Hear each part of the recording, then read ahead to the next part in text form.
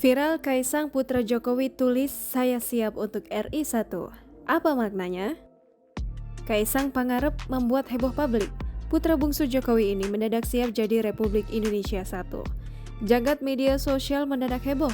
Hal ini setelah putra bungsu Presiden Joko Widodo Kaisang Pangarep mengunggah tulisan "Saya siap untuk RI 1".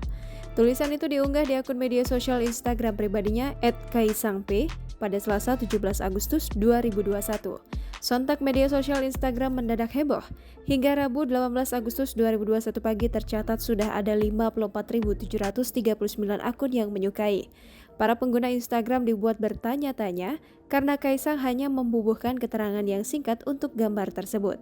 Setelah Kaisang memposting tulisan, terdapat pula beberapa komentar di laman komentar.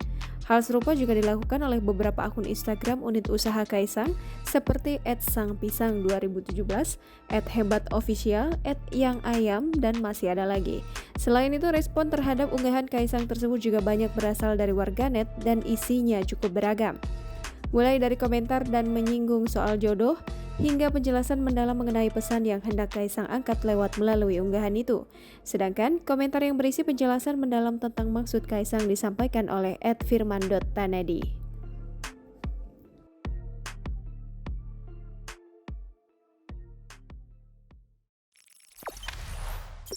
Jangan lupa subscribe, share, komen, dan like ya!